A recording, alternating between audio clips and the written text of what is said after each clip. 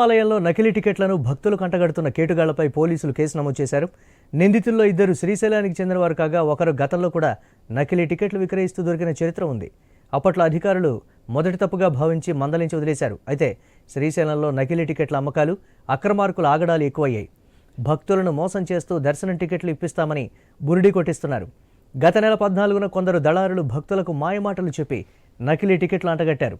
ఉచిత క్యూలైన్లలో గంటల కొద్దీ వేచి ఉన్న భక్తుల వద్దకు వెళ్లి స్వామివారి స్పర్శ దర్శనం టికెట్లు ఉన్నాయని మోసగించారు.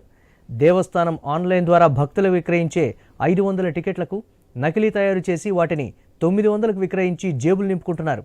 అలాగే గతంలో ఎప్పుడో జారీ చేసిన టికెట్లపై రబ్బరు స్టాంపులతో తేదీలను మార్చేసి టికెట్లు విక్రయిస్తున్నారు. సాధారణంగా స్పర్శ దర్శనం టికెట్లు ఆన్లైన్లోనే పొందాలి. ఇందుకు భక్తుల ఆధార్ తప్పనిసరి. కొందరు కేటుగాళ్లు నకిలీ టికెట్లకు ఆధార్ జత చేసి భక్తులకు విక్రయించారు. వీటిపై నిఘా పెట్టి ఈవో శ్రీనివాసరావు దృష్టికి తీసుకెళ్లడంతో భాగవతం బట్టబయలైంది.